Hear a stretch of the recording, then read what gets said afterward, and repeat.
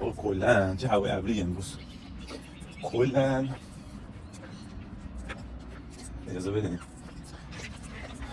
ببینید کلن توی استرالیا بیشترین تعداد ساحل دنیا وجود داره اگه اشتباه نکنم تو کل دنیا. حالا آمارش اینطوری بود که شما اگه مثلا هر روز بخواید یه ساحل جدید برین اینجا مثلا 80 سال هم عمر کنید روز کل ساحلاشو نمیتونید ببینید، انقدر زیاده، خیلی زیاده. خلاص حالا من الان یه سال اینجام تا حالا نرفتم ساحل ماه، الان دارم یه خدا بکنه میرم، فقط این که دارم مجید میرم مجیدم الان بنده خدا یه فکر کنم 20 دقیقه است معطله. حالا منم که الان دارم میرم 20 دقیقه تأخیر دارم، بریم ببینیم چطوریه. هستی هم که چیز داریم، هستی هم که سر کاری داریم، زود برگردیم. بعد تیپ هم ندارم، فقط بچه تیپ هم من دیگه این شلوارم که هر وقت رفتم از دیروز بیرون همش باید رفتم. امروز هم چون هوا اصلا گرم نبود خیلی چیز بود، خیلی مثلا شرایط اوکی بود برای آدم بخواد بره ساحل. این مجیدم پدرش ریخت و منم گفتم بریم و مجید زل منتظر شد تا من بیام. الان داریم میریم، حالا بریم اونجا ویدیو میگیرم. بعد برم خودم به اون شرکت معرفی کنم بهم کار بدن از این قصه. آها من این نمیدونم چه شکلی، این شکلی. داش مجید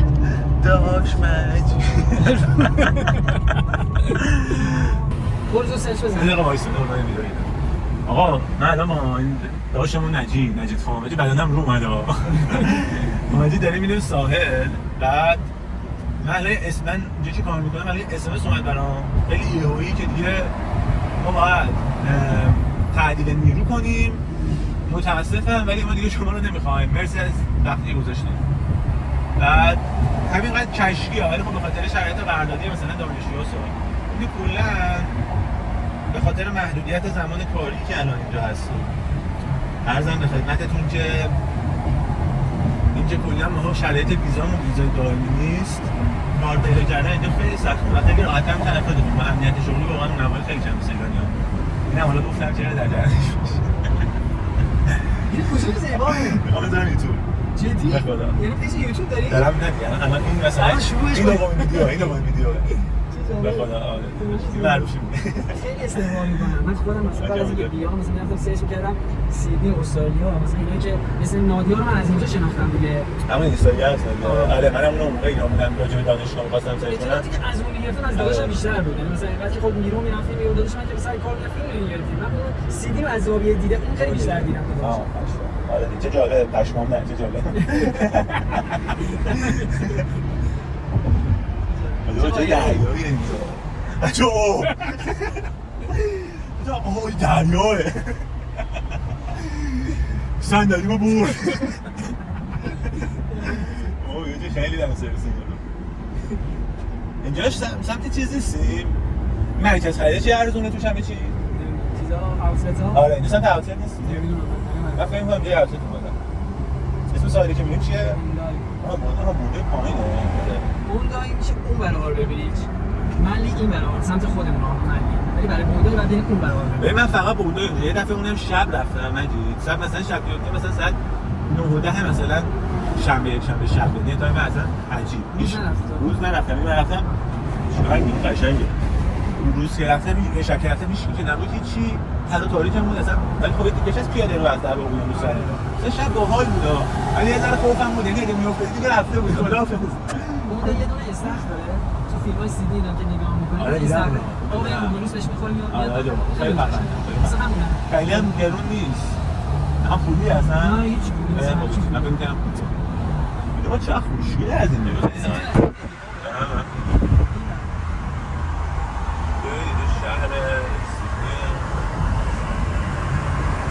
چرا این نرده برگیرن باشن دیگه مثلا این ماشین باید بالا روند از مجزا باید شد مزید چایی میکنم تو رد کردم ولی عجب هوایی ها هوای خیلی خوب هوا خیلی نه خیلی گرمه هوا خفت بچه ما الان زیر پل هاربر انزک هستیم این رو منزل دیوشم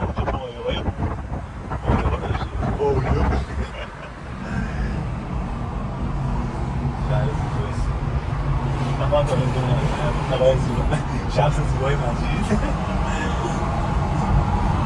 بلا اولین بار میرم منطقه برو مرکز شهر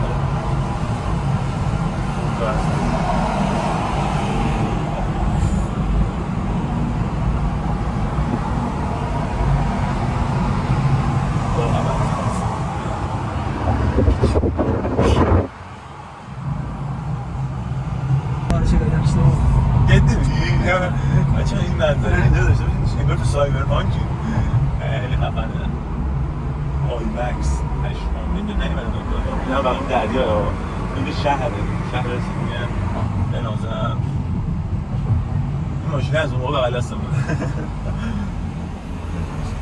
بسانه نزدیک اینجا نزدیک به سوالی یا مترو بغل دستم خیلی خفنه تو شهر خدا برشید بچه قشنگ وسط شهریم اینو میذارم شروع ویدیو پشمام چرا آدم چه جالب چقدر آدم انترا منو میاد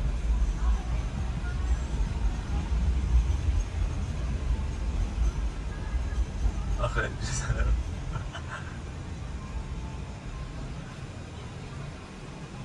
هنوز چرا من الان سر نمیخواد بشه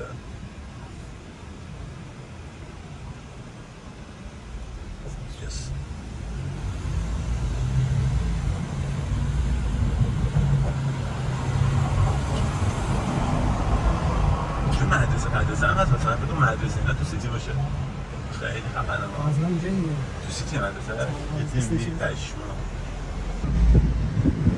بله کلیسا السلام علی المسیح جاری سبیله بچه جاری سبیله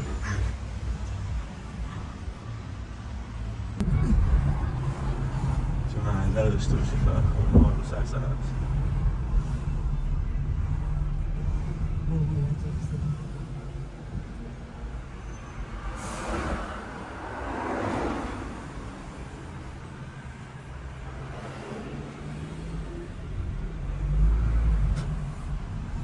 شلوار آویزونه هم اونجا پتوه بزنشن پتوه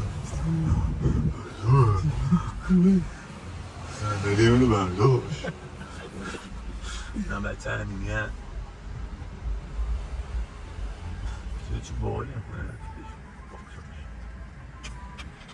خفن ها خیلی هم اجاره های زیاد نیم ولی خریدش خیلی هم 4 دقیقه پیش واسه بچه که شما از اینجا تا ساعت 4 دقیقه است واسه رتونه بعد شد 4 دقیقه ترافیک این ترافیک هم نرزه چه اولین قدمای من تو ساحل‌های استرالیا است اومدیم ساحل باندای بالش مجید من والیبال میزنم و خیلی چه میده این همین نینیه جلومون باباش با لخت دوتا با لخت اینجا هم اقیانوس بچه دیگه این کادر هم داشته باشیم حالا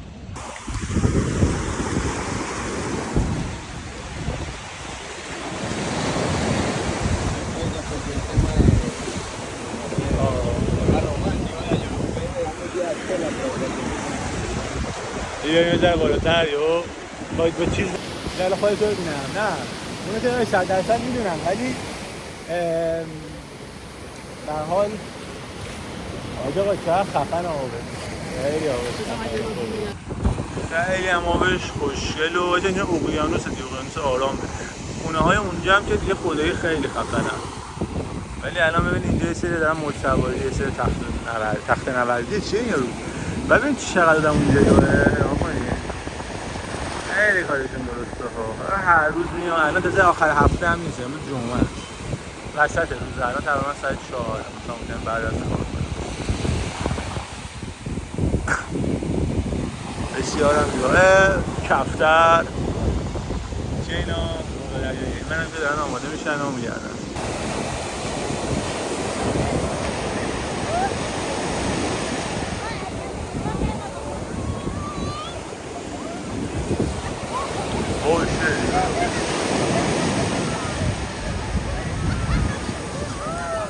آجی اینجا خفن اومد مجید. چقدر اینا عقب هم فکر.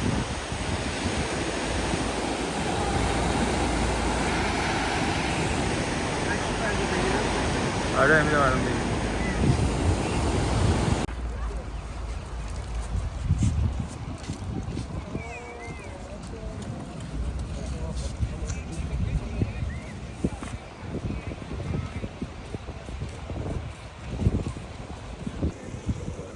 بچه اینجا یه جایی هم هست واسه اینکه شما باید دیگه پاهای زشت منو پاهای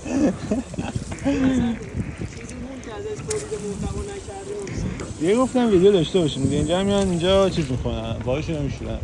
بچه خدایی ببین آدم عجب آرامشی داره. ببین اینجا مثلا این جلو وایسی، نه این جلو وایسی ببین اینقدر راحت دو تا کتاب بخونی. خدا بچه این ادامه اولین سوالی که من الان اومدنی مجید تو پشت رو نگاه کن. داری کجا رو نگاه میکنی مجید؟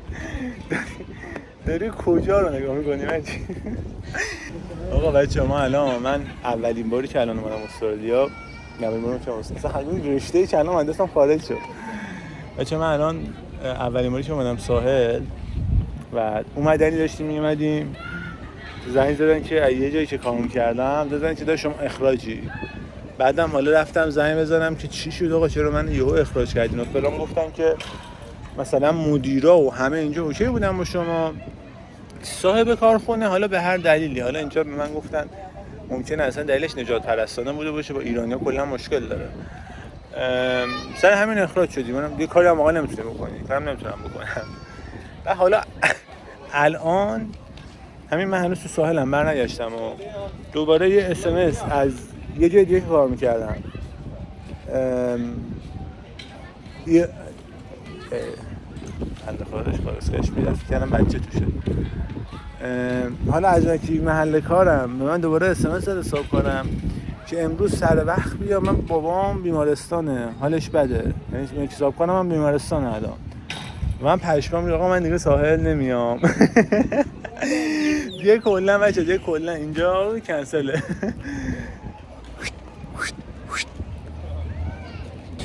بچه الان اومدیم مکدونالد لب ساحل. بچه مجید کو؟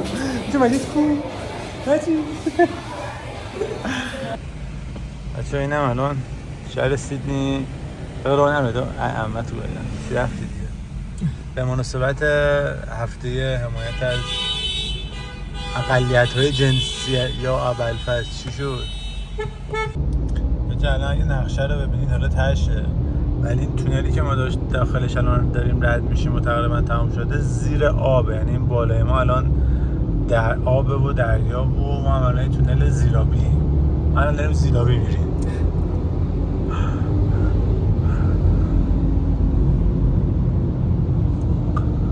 مثلا 100 سال پیشه ایرپادن تو گوشش سلطان و بنازم همین بغل شما اینجوری دوربین رو برم پنجره بدم پایین. آقا شما پول دارین این مصاحبه رو دیدتون نیستا منبع درآمدتون چیه؟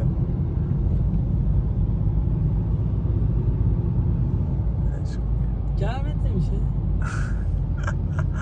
راستی آقا کدام گذاشته توی هوای شهری گرمت نمیشه.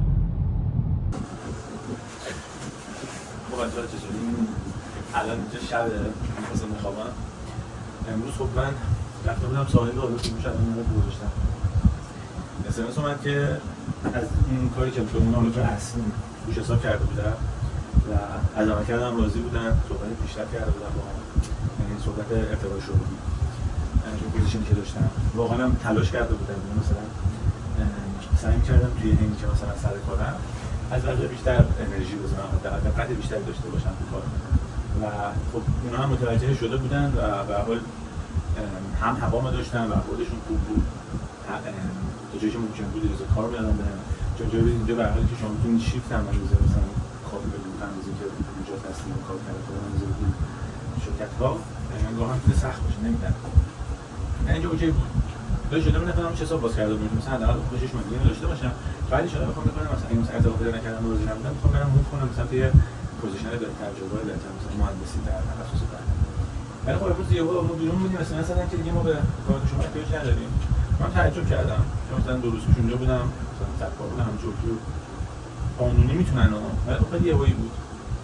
به یکی از اون بچه‌های شرکت همکاری سابق زنگ زدم گفتم که اینطوری شده، من تعجب کردم. یه پرسجو کرد، چیزی که خیلی متوجه شدم از همه مثلا حالا افرادی که مثلا حالا مدیر بالا سری من بودن، مثلا سوپروایزر من بودن، مسئول مثلا در چی میگن کسایی بودن که عمل کرده من زیر نظر اونهاست مستقیما. مثلا من راضی بودن، اوکی بودن. ولی اون کسی که مثلا پوزیشن اصلی رو داشته، حالا مثلا مدیر عامل بود به قول خودمون، حالا بدون دلیل مشخصی حالا مثلا ممکنه حالا یه صحبتی که شده بود که مثلا طرف کلا با ایرانی حال نمی‌کنه، من سر داستان می‌کنه و ممکنه هم از واقعا اینجوری باشه.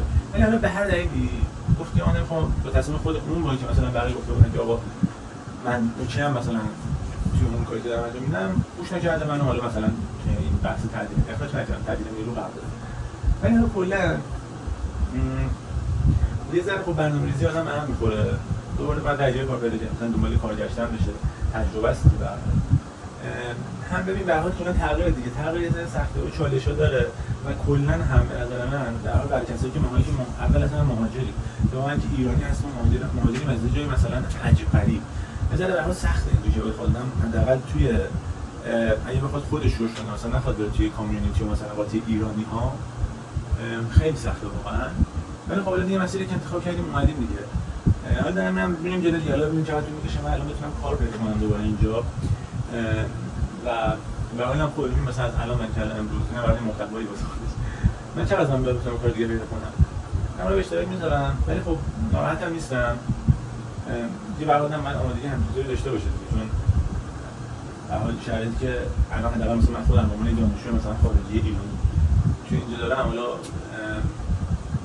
همچین اتفاقهایی که یعنی آدم خیلی پشتش گرم نیست، مثلا میگم از نظر حقوقی، از نظر جایگاه، مثلا اگه اون یه هرم مثلا جایگاهی برای مثلا افراد مختلف نگه داریم در اون پایینه میده به آخر الان سر همین به هر حال بعد سعی کنه بکشه خودش رو بالا دیگه بهترین دیگه بریم جلو ببینیم چقدر میشه کار پیدا کنیم جا بیفتیم بتونیم مسیرمون چه کاری اصلا میتونیم پیدا کنیم تخصصی کاری کژوال مثلا ببینیم چطوری حالا با امید خدا و اینکه حالا هم شما که دنبال کنید دیگه، لایک سابسکرایب زنگوله رو روشن کنید و به دوستانتون پیشنهاد کنید. من میرم بخوابم و حالا تا روز دیگه یه ویدیو دیگه چاکری.